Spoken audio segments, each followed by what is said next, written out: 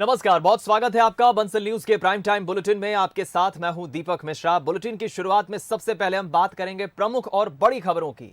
मध्य प्रदेश की सियासत में पिछले 2 दिनों से आप दिग्विजय सिंह का नाम जरूर सुन रहे होंगे, क्योंकि दिग्विजय सिंह ने एक दिन पहले ही ट्विटर अकाउंट से एक गलत पोस्ट साझा की थी, एक गलत तस्वीर साझा की थी और बीजेपी के प्रतिनिधिमंडल ने उनके खिलाफ उसके बाद शिकायत भी की थी। लेकिन अब बड़ी खबर यह मिल रही है कि दिग्विजय सिंह को उन्हीं की पार्टी ने, यानी कांग्रेस पार्टी ने उन्हें एक अहम और एक बड़ी जिम्मेदारी सौंपी है। दरअसल पार्टी के जितने भी नेता हैं, पार्टी के नेताओं पर जो भी प्रकरण दर्ज हैं, जो एफआईआर दर्ज हैं, जो शिकायतें हैं, उन सभी की देखरेख या उन सभी मामलों की डील अब दिग्विजय सिंह खुद करेंगे। प्रशासनिक अत्याचार प्रतिरोध समिति के अध्यक्ष बनाए गए हैं दिग्विजय सिंह। 7 संभागों में सदस्यों की नियुक्ति हुई है और इस समिति का, प्रशासनिक अत्याचार प्रतिरोध समिति का अध्यक्ष दिग्विजय सिंह को बनाया गया है। एक बड़ी और एक अहम जिम्मेदारी दिग्विजय सिंह की पार्टी ने उन्हें सौंपी है। बता दें आपको, प्रदेश के 7 संभागों में भी सदस्यों की नियुक्ति हुई है, जिसमें राजेंद्र भारती, आरिफ मसूद, बाला बच्चन, रामलाल मालवीय, प्रभु सिंह ठाकुर, विनय सक्सेना, इन सभी को सदस्य बनाया गया है। समिति विधिक कार्यवाही और राजनीतिक स्तर पर संघर्ष करेगी। पार्टी के जो नेता हैं, जिनके खिलाफ अलग अलग मामलों में जो प्रकरण दर्ज किए गए हैं, उन सभी का एक तरह से देखरेख कहें हम, उन सभी प्रकरणों की डील अब दिग्विजय सिंह इस समिति के जरिए करेंगे। हम रुक करेंगे सूरज शर्मा, हमारे सहयोगी का फोन लाइन पर हमारे साथ जुड़ गए हैं। सूरज, जरा बताइए, जानकारी दीजिए, ये जो समिति है, प्रतिरोध समिति, प्रशासनिक अत्याचार प्रतिरोध समिति, जिसकी जिम्मेदारी अध्यक्ष के तौर पर दिग्विजय को दी है, इस समिति का क्या काम होगा?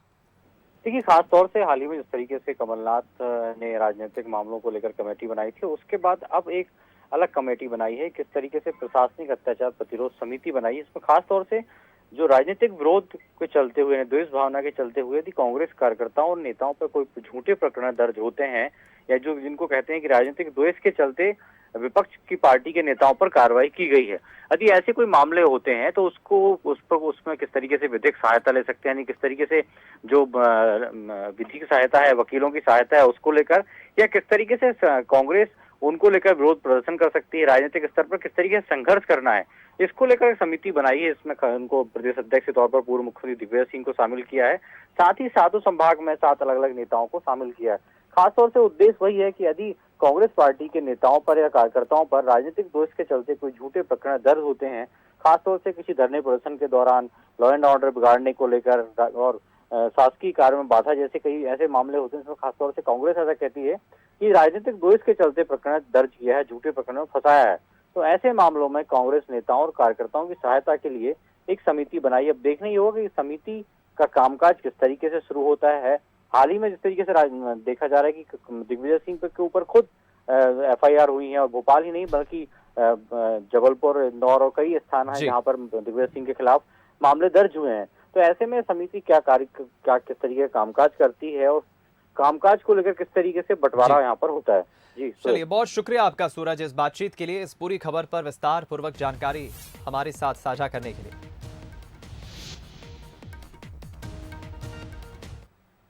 मध्य प्रदेश में चाहे मुद्दा कोई भी हो, कांग्रेस में अक्सर मुद्दों पर दोमत ही नजर आती है।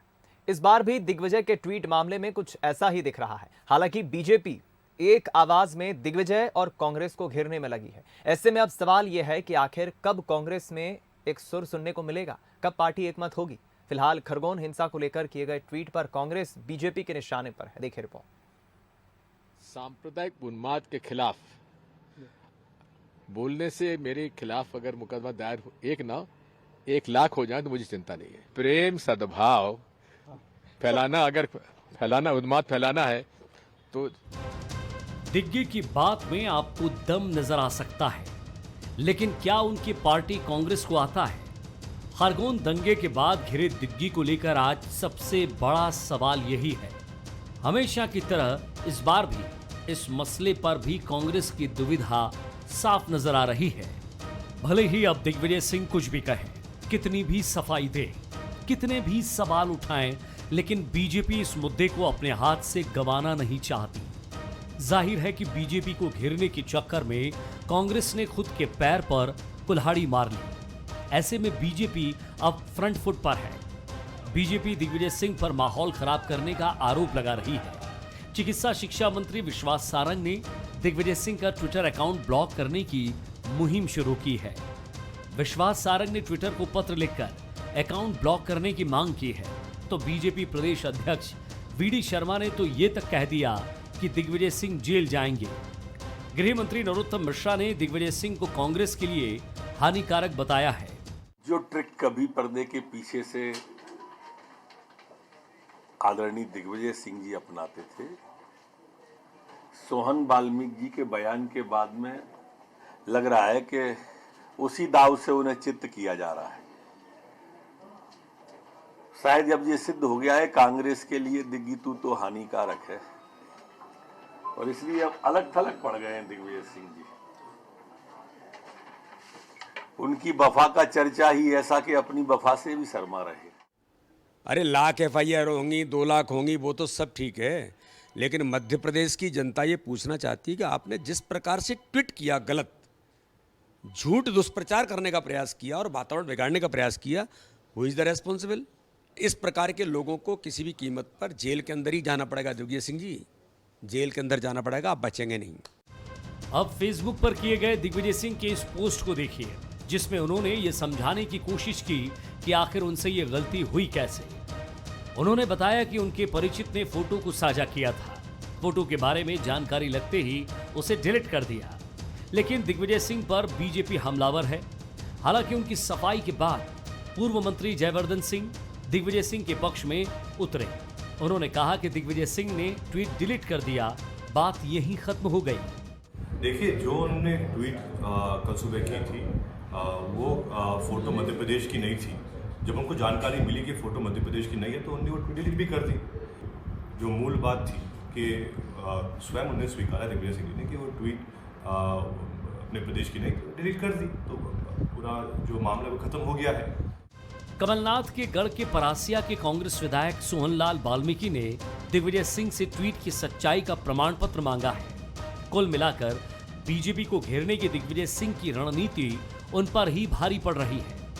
साथ ही सवाल उठ रहे हैं कि क्या फिर कांग्रेस ने सेल्फ गोल कर लिया है, क्योंकि खरगोन हिंसा को लेकर बीजेपी सवालों के घेरे में थी, लेकिन अब बाजी पलट गई है।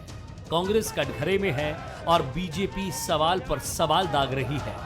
Bureau report, Bansal news. कुल मिलाकर दिग्विजय एक बार फिर बीजेपी के निशाने पर आ गए। इधर देखिए, खरगोन हिंसा को लेकर हर दिन नए खुलासे हो रहे हैं। बुधवार को खरगोन हिंसा के पीछे कट्टरपंथी संगठन का हाथ होने की बात सामने आई है। आईजी और कमिश्नर ने इसके पीछे साजिश होने की बात मानी है। वहीं रामनवमी पर हुई हिंसा में अब तक 120 से ज्यादा उपद्रवियों की गिरफ्तारी हो चुकी है, जिनसे साजिश के एंगल से पूछताछ की जा रही है। देखिए, बहुत सारे आप जैसा बता रहे हैं कि सांप्रदायिक तत्व हैं, और जो बातें आप बोल रहे हैं ये सब हमारे विवेचना की बिंदु हैं, और हम लोगों ने मामले दर्ज किए हैं।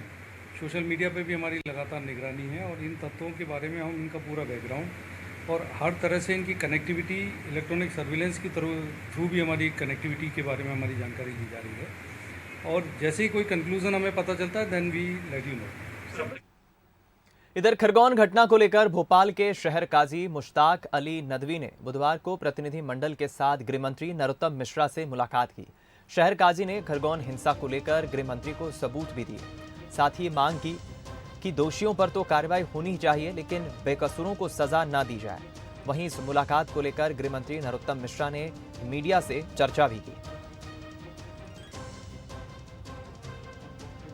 एक आदमी ने अगर गलती की है तो उसकी सज़ा पूरे समाज को, पूरे परिवार को, पूरे घर को नहीं देना चाहिए।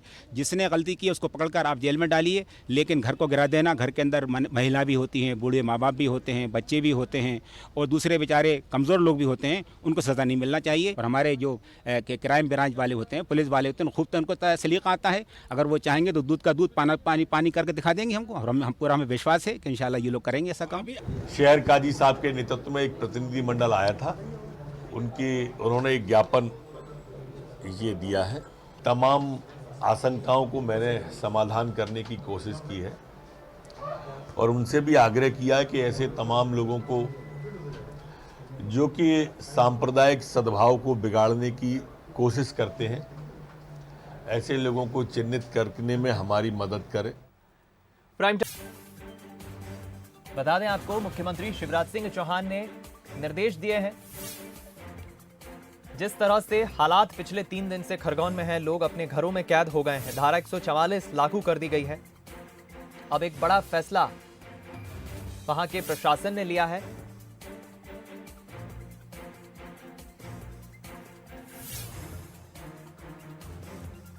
इधर बता दें आपको, दंगे में घायल शिवम के इलाज का भी मध्य प्रदेश सरकार खर्च उठाएगी। सीएम शिवराज सिंह चौहान ने इसके निर्देश दिए हैं। सिर पर गंभीर चोट के बाद शिवम का इंदौर के एक अस्पताल में इलाज चल रहा है, जिसका खर्च सरकार उठाएगी। और गुरुवार से प्रशासन ने कर्फ्यू में ढील देने का फैसला लिया है। जो समाज तय करेगा उसके अनुसार ही कर्फ्यू में ढील दी जाएगी।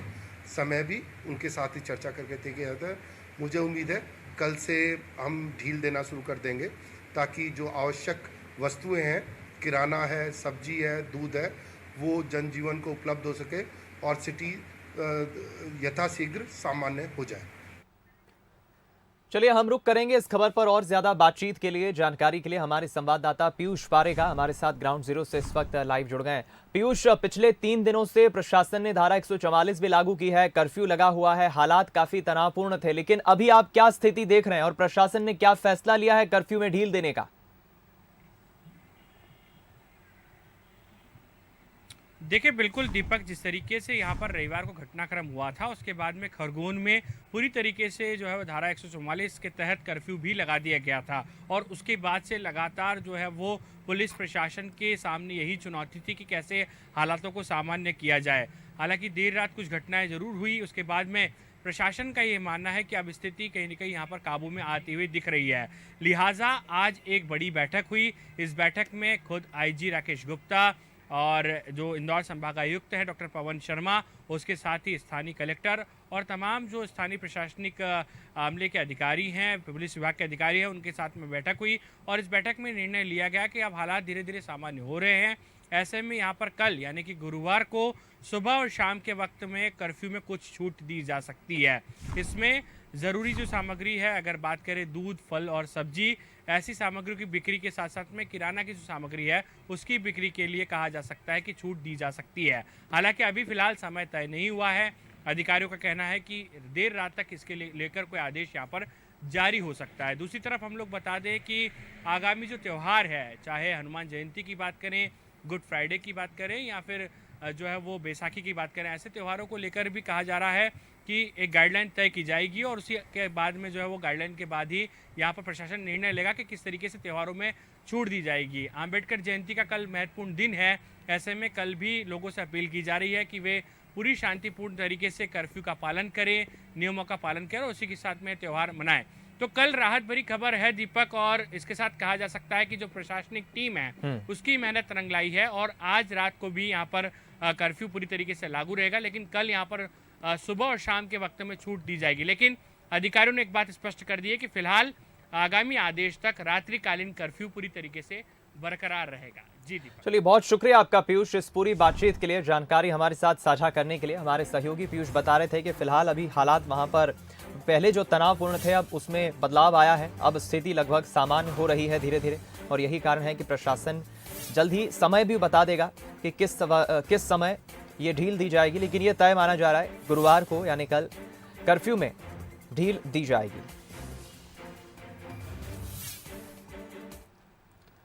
भारत के संविधान निर्माता डॉक्टर भीमराव अंबेडकर की जयंती के मौके पर सियासी दल दलित मतदाताओं को साधने की पुरजोर कोशिश कर रहे हैं। बीजेपी और कांग्रेस ने बाबा साहब अंबेडकर की जयंती धूमधाम से मनाने की तैयारी कर ली है। ग्वालियर चंबल अंचल में दलित मतदाता निर्णायक स्थिति में है। ऐसे में कोई कोर कसर नहीं छोड़ना चाहता। अंबेडकर जयंती पर दलितों की याद, सियासत भी कमाल है यार। ग्वालियर में अंबेडकर जयंती पर कांग्रेस समरसता भोज का आयोजन कर रही है। वहीं 500 से अधिक दलित समाज के लोगों को सम्मानित किया जाएगा। कांग्रेस के समरसता भोज कार्यक्रम में सभी जाति और धर्म के लोगों को न्योता दिया गया है। 14 अप्रैल को कांग्रेस सुबह से ही बाबा साहब अंबेडकर की जयंती पर कार्यक्रम आयोजित करना शुरू कर देगी। सबसे पहले फूलबाग स्थित अंबेडकर पार्क पर बाबा साहब अंबेडकर को कांग्रेस के नेता श्रद्धा सुमन अर्पित करेंगे। इसके बाद चल समारोह निकाला जाएगा। कांग्रेस का कहना है कि वही बाबा साहब अंबेडकर की सच्ची अनुयायी है। कांग्रेस पार्टी हमेशा से सभी सर्वहारा समाज को साथ लेकर समरसता की बात करने वाली पार्टी है और हमेशा से माननीय गांधी जी के नेतृत्व में हमने इस कांग्रेस पार्टी के नेतृत्व में हमने गरीबों के लिए, शोषित पीड़ितों के लिए हमेशा लड़ाई लड़ी है। इधर बीजेपी भी ग्वालियर चंबल अंचल के सभी जिलों में बाबा साहब अंबेडकर की जयंती धूमधाम के साथ मना रही है। ग्वालियर में ही अकेले जिले में 944 पोलिंग बूथ पर बाबा साहब को श्रद्धा सुमन अर्पित किए जाएंगे। दलित बस्तियों में कैंप लगाकर दलित वर्ग के लोगों की परेशानियों को सुना जाएगा। बीजेपी का कहना है कि बाबा साहब की जयंती हमारे राष्ट्रीय स्तर का कार्यक्रम है। कांग्रेस को हमसे सीखना चाहिए कि किस तरह से बाबा साहब का आदर किया जाता है। ग्वालियर महानगर में 944 बूथ हैं, तो 944 मतदान केंद्रों पर ये हम जयंती मनाएंगे और 944 केंद्रों पर ही हमने बाबा साहब का चित्र भिजवाया है, जिस पर वो हमारी समिति जो बूथ की है वो पुष्पांजलि अर्पित करेगी। ये कार्यक्रम हमारा सुबह 8:30 बजे होगा और कल दलित बस्तियों में जाके लगभग 4 बस्तियों हम जाएंगे, सांसद जी जाएंगे और जो दलित लोग हैं उनसे उनका संवाद करेंगे, उनकी परेशानी जानेंगे, उनके निराकरण का प्रयास करेंगे। कुल मिलाकर ग्वालियर चंबल अंचल में दलित मतदाताओं पर दोनों ही दलों की निगाहें हैं। 2018 की बात करें तो ग्वालियर चंबल अंचल में बीजेपी को दलित मतदाताओं की नाराजगी का सामना करना पड़ा था। यही वजह है कि यहां कांग्रेस ने बेहतर प्रदर्शन किया था। अगर यहां इस बार 14 अप्रैल की तैयारियों को देखें तो ये कहा जा सकता है कि 2023 के लिए एक बार फिर जोर आजमाइश शुरू हो गई है। प्रहलाद सेन, बंसल न्यूज, ग्वालियर। चलिए अब रुक करते हैं अगली खबर का। बात करते हैं छत्तीसगढ़ की, जहां मुख्यमंत्री भूपेश बघेल का 2 मई से मैराथन दौरा रहेगा। अलग अलग सौगातें भी देंगे मुख्यमंत्री और कई कार्यक्रमों में शिरकत करेंगे। 2 मई से मैराथन दौरा रहेगा। 90 विधानसभाओं का मुख्यमंत्री दौरा करेंगे। प्रदेश की अलग अलग प्रत्येक विधानसभाओं में पहुंचेंगे मुख्यमंत्री। जनता से सवाल जवाब भी करेंगे, सरकार के कामकाज की समीक्षा करेंगे, आकलन करेंगे, आम लोगों से जानेंगे। आम लोगों के साथ साथ जनप्रतिनिधियों यानी कि विधायकों, सामाजिक संगठनों से भी मुख्यमंत्री मुलाकात करेंगे। जिला प्रशासन को 1 दिन पहले ही दौरे की जानकारी दी जाएगी। मैराथन दौर में बता दें आपको, मुख्यमंत्री भूपेश बघेल का कार्यक्रम बदलते रहेगा, यानी कि प्रशासन को भी अलर्ट रहना होगा। प्रशासन को यह नहीं पता होगा 2 दिन 3 दिन पहले कि मुख्यमंत्री उनके जिले में आएंगे। ये जानकारी सिर्फ 1 दिन पहले दी जाएगी। हम रुक करेंगे स्टेट एडिटर आदित्य नामदेव जी का, हमारे साथ फोनलाइन पर जुड़ गए। आदित्य जी, मुख्यमंत्री का प्रदेश के सभी प्रत्येक 90 विधानसभाओं का ये दौरा ठीक है, फीडबैक लेने की उनकी कोशिश होगी कि सरकारी योजनाएं पहुंच पा रही है या नहीं, जनप्रतिनिधि ठीक से काम कर रहे हैं या नहीं, लेकिन ये दौरा काफी तूफानी होगा, प्रशासन को भी अलर्ट रहना होगा। क्या जानकारी?